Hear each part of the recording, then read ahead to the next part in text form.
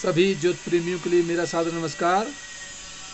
मैं डॉक्टर मस्तराम शर्मा, वैदिक ज्योतिष अनुसंधान संस्थान टूट शिमला।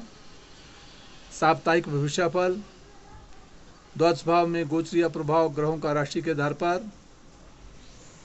वृष राशि पर चंद्रमा शुक्र, मिथुन राशि पर गुरु, कर्क राशि पर बुध और सूर्य, सिंह राशि पर मंगल और केतु, राहु कुंभ राशि में और शनि मीन राशि पर रहेंगे। चंद्रमा जहां अभी वृष राशि पर है, 22 तारीख को मिथुन राशि में 8:15 पर प्रवेश कर जाएगा और उसके उपरांत 24 तारीख को कर्क राशि में प्रातः 10:49 पर प्रवेश करेगा और 26 तारीख को सिंह राशि में सायंकाल 3:52 पर प्रवेश करेगा। 21 तारीख से श्रावण के सोमवार प्रारंभ हो जाएंगे। पहला सोमवार होगा।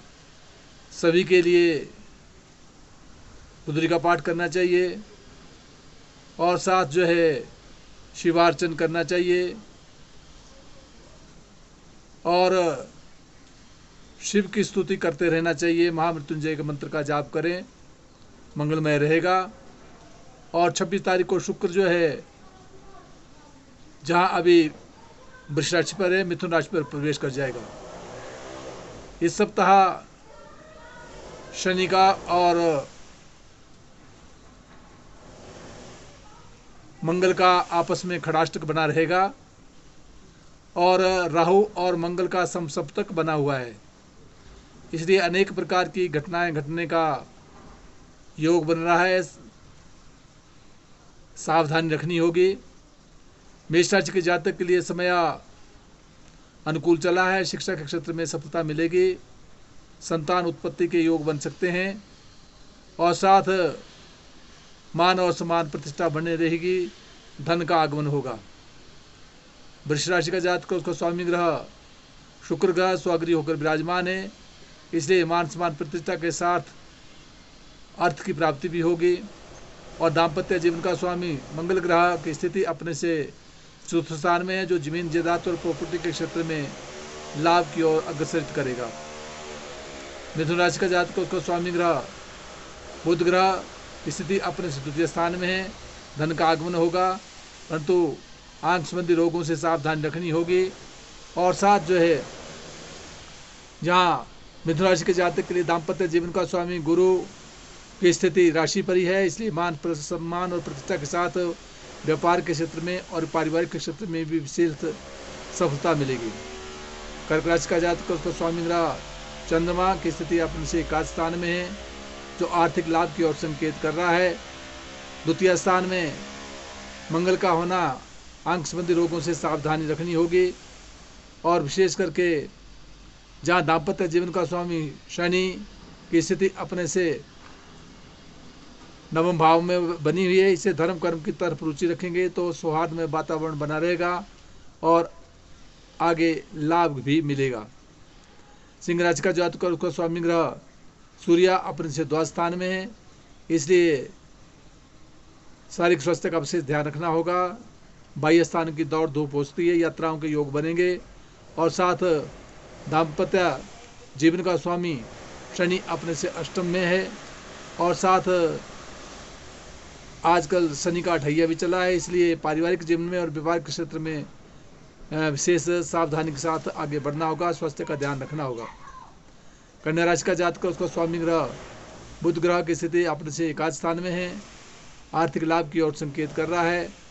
और साथ जहां अपने से 10वें स्थान में कन्या राशि के जातक में के लिए गुरु बैठा है, इसलिए नौकरी के क्षेत्र में विशेष सफलताओं को प्रदान करवाएगा। वहाँ दाम्पत्य जीवन का स्वामी भी होने के कारण जो है नौकरी में विशेष सफलता और व्यापार और पारिवारिक में भी सुख और सुविधा मिलने की ओर संकेत करता है।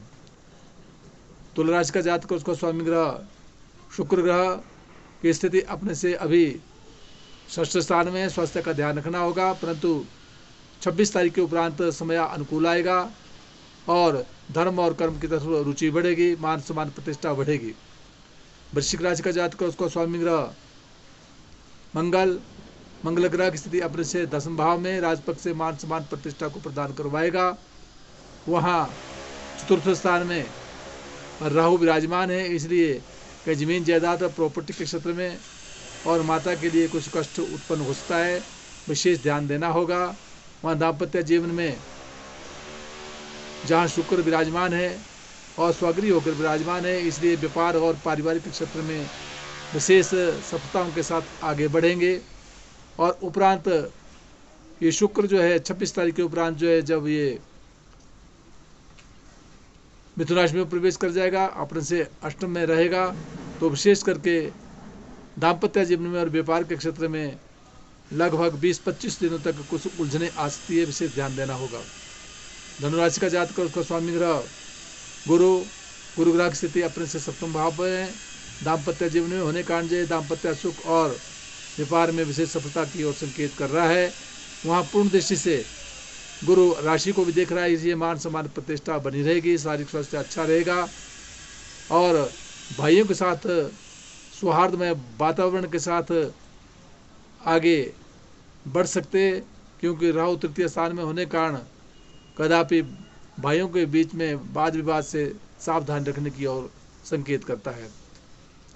मकर राशि का जातक, उसका स्वामी ग्रह शनि अपने से 3रे स्थान में, जो परिश्रम के द्वारा कार्य के क्षेत्र में सफलता की ओर संकेत कर रहा है। भाइयों के साथ सौहार्दमय वातावरण बनाए रखना होगा। वहाँ दाम्पत्य जीवन का स्वामी चंद्रमा की स्थिति अपने से 5वें भाव में उपरांत 6ठ भाव में आ जाएगा। जब 6ठ में आएगा तो विशेष करके 22 तारीख के उपरांत जो है शारीरिक स्वास्थ्य का ध्यान रखना होगा, रोग से सावधानी रखनी होगी। और उपरांत राशि पर ही आ जाएगा, मान सम्मान प्रतिष्ठा को देगा, व्यापार में सफलता मिलेगी। परंतु जब ये सिंह राशि में 26 तारीख को 2 दिन के लिए जाएगा, तो उस समय कहीं व्यर्थ की दौड़ धूप से बचना होगा, शारीरिक स्वास्थ्य का ध्यान रखना होगा और साथ दुर्घटना आदि से भी सावधानी रखनी होगी।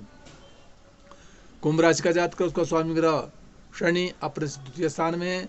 2 स्थान में आर्थिक की ओर संकेत कर रहा है। वहाँ दाम्पत्य जीवन में मंगल का और केतु का योग बना है, इसलिए कदापि पारिवारिक जीवन में और विवाह के क्षेत्र में छोटी मोटी उलझने आ सकती है, विशेष ध्यान देना होगा। लाल गाय के लिए मीठे पेड़े मंगलवार के दिन देते रहा करे तो उत्तरोत्तर लाभप्रद रहेगा। और स्वास्थ्य का ध्यान रखते हुए इन जो जितने भी सोमवार आएंगे उनमें रुद्राभिषेक करें तो सुख कारक और मान और समान प्रतिष्ठा बढ़ेगी। मीन राशि का जातक और उसका स्वामी गुरु ग्रह की स्थिति मिथुन में है, जो अपने से विशेष करके 4th स्थान में है, इसलिए जमीन और जायदाद प्रॉपर्टी के क्षेत्र में लाभ की ओर संकेत कर रहा है, लाभ मिलने की संभावना बनती है। राहु द्वादश भाव में होने के कारण व्यर्थ की दौड़ धूप से बचना होगा और क्रोध पर नियंत्रण रखना होगा। और दाम्पत्य जीवन का स्वामी बुध ग्रह की स्थिति 5वें भाव में है, जो 5वें भाव में विशेष करके जो है शिक्षा के क्षेत्र में सफलता और संतान के क्षेत्र में भी शिक्षा, बुद्धि और मान और सम्मान प्रतिष्ठा की ओर संकेत कर रहा है। जिन जिन भावों का जो स्वामी बनता है उन भावों के स्वामियों के लिए पूजा पाठ करते रहा करे, विशेष करके रुद्राभिषेक करे इस श्रावण मास में, तो मान और सम्मान प्रतिष्ठा बढ़ेगी। हर व्यक्ति के लिए इस श्रावण मास में शिव स्तुति करनी चाहिए, शिव के मंदिर में जाना चाहिए, रुद्राभिषेक करना चाहिए, रुद्री का पाठ करना चाहिए और महामृत्युंजय मंत्र का जाप करते रहे तो सदैव सभी के लिए सुख कारक होगा। जय हिमाचल, जय भारत।